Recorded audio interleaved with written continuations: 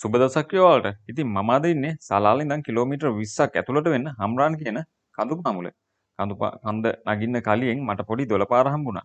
ඉතින් මේ මෙතන චුට්ටක් විශේෂ නිසා ඔයාලට පෙන්වන්න හිතුණා. මේ මැද පෙරදි රටවල සාමාන්‍යයෙන් මේ වගේ දේවල් දකින්න හම්බෙන්නේ නැහනේ. මේ වගේ පරිසරවල නැහනේ. ඇත්තටම මේ කාන්තා මේ මැද පෙරදි කියෝ සාමාන්‍යයෙන් කාන්තාර විදිහින් අපි දකින්නේ. ඉතින් එහෙම නැහැ. ප්‍රමාණය හරි වෙනස්. පේනවනේ. අලකොළ වැවිලා, ගහකොළ වැවිලා ඊට පස්සේ අර පැත් මගේ පිටිපස්සෙන් පොඩි දොළපාරකුත් ගලනවා. ඉතින් ඒක නිසාම මෙතන නැවතිලා ඔයාලට පෙන්වන්න හිතුනේ. බලන්න උඩහා ඉඳන් මේක ගලාගෙන ඉන්නේ මේ හරියට. ඉතින් මේ වතුර පාර චුට්ට පල්ලෙහාට එනවා. ඉතින් දැන් නම් ටිකක් හිඳිලා වතුර අඩුයි. ඉතින් ඒක නිසාමයි මේ විශේෂ පරිසර වලට පෙන්වන්න හිතුනේ. මේ බලන්න මේ ගහ අට්ටික ගහ. ලංකාවේ ගොඩක් මේ වගේ ගස් තියෙනවනේ. නේද? ඉතින් මේ මහ විශාල ගහක්. ඉතින් ඒ වගේම තමයි හරිම සුන්දරයි පරිසරය හොඳයි. මේ දවස් ටික නම් හැබැයි ටිකක් විතර පායනවා. මොකද මෙහෙ මේ වහින කාලේ නෙවෙයි නිසා. ඉතින් මේ උඩහට යන්න ඕනේ. අපි උඩහට යන් බලාගෙන මොනවද තියෙන්නේ කියලා. ඉතින් මෙහෙම තමයි මේ පරිසරය බලන්න. ඇත්තම හරිම ලස්සනයි. හරිම සුන්දරයි පරිසරය. හරිම සැහැල්ලුවක් දැනෙනවා ඇඟට. ඉතින් මේ එහා පැත්තේ තියෙන පොල් ඔයාලට පේනවා තියෙන අර පොල්. ඒක නම් මම හිතන්නේ වගාවක්. මෙහි තියෙන මේ ඇග්‍රිකල්චර් වගා එකක කරන වගාවක්. ඉතින් මේ ඔය වගේ දේවල් නම් ගොඩක් මෙහි තියෙනවා. පොල්, පොස්, දෙල් ඒ වගේම ලංකාවේ තියෙන දේවල් වගේ ගොඩක් දේවල් මෙහි තියෙනවා. ඉතින් මේ දොළපාර උඩහටම යනවා. ඉතින් අපි උඩහට යන් බලාගෙන බලන්න අලකොළ වැවිලා, ගහකොළ වැවිලා හරිම ලස්සනයි නේද? ලංකාව වගේම තමයි. ඇත්තටම අරාබි රටක් කියලා මේක නම් මම මීට කලින් ලංකාවේ දැකලා නැහැ. අරාබියට මාවෙදක වෙච්ච අරාබිකරේ පුරාම තියෙන ගස් වර්ගයක් තමයි මේ. මොකද මේ බහුලව මෙහි දකින්න ලැබෙන ගහක් මේක.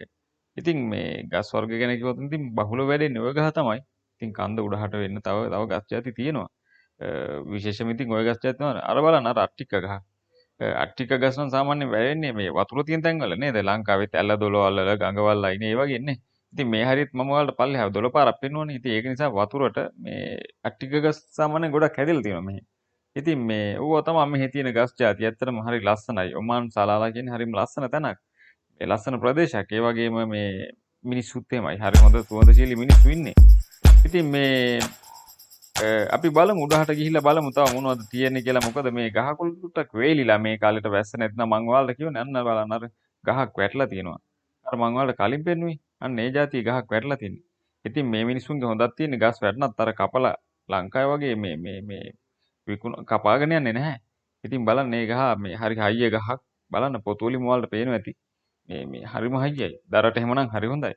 මෙහි ගොඩක් ඉතින් ඔය මේ දර පාවිච්චි කරන පොඩි ගිනිමැල ගහගෙන ඔය පාරවල් ලයින් වල මේ කඳු පාමුල එහෙම විනෝද වෙන තමයි. මේ වියලි පරිසරයක් ඔයාලට පේන්නේ මේ මාර්තු මාසේ. මොකද මේගොල්ලෝගේ සමර් එක පටන් ගන්න කාලෙනේ.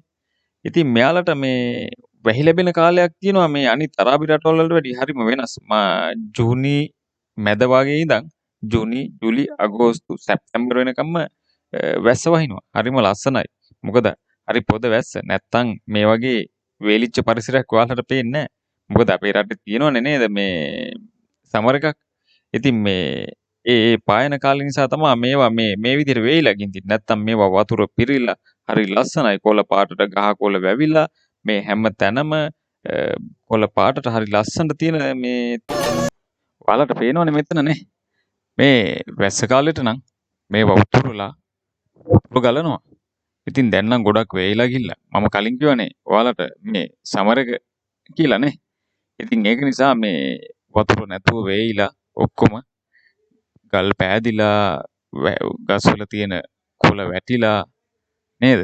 වැස්ස කාලෙට නම් මේවා ඔක්කොම පිරීලා ඉතිරිලා යනවා. ඉතින් මේ මම වැස්ස කාලෙට ඔයාලට පෙන්නන්නකෝ මේ වගේ වීඩියෝ එකක්.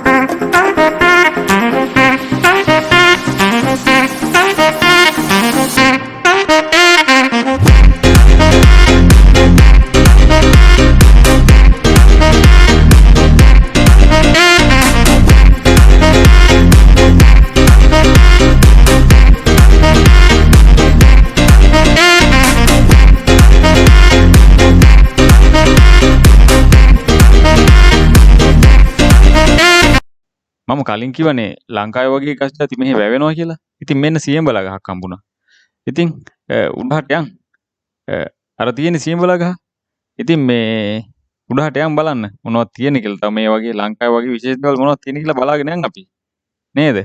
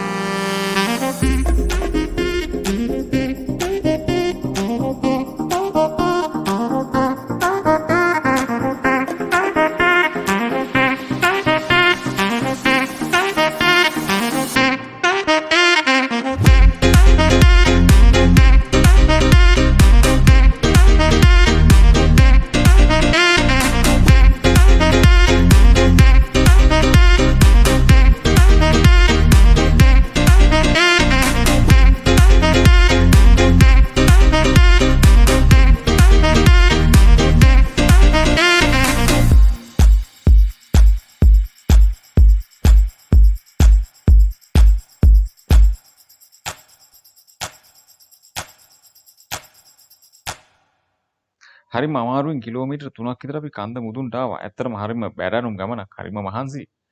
කටු පඳුරු, ගල් මුල් ඔය වගේ දේවල් තමයි තියෙන්නේ. ඉතින් මේ තව දෙයක් කියන්න තියෙනවා ඔයාලට. අපේ channel එක subscribe කරලා නැත්නම් අනිවාර්යෙන් subscribe කරන්න. කමෙන්ට්ස් කරන්න, like කරන්න. ඉතින් මම තවත් මේ වගේ ලස්සන වීඩියෝ ටිකක් කරන් ඔයාලට ඊළඟ දවසෙන් හම්බෙමු. ඉතින් එතකන් ඔයාලට ජය වේවා. සුබ අනාගතයක්.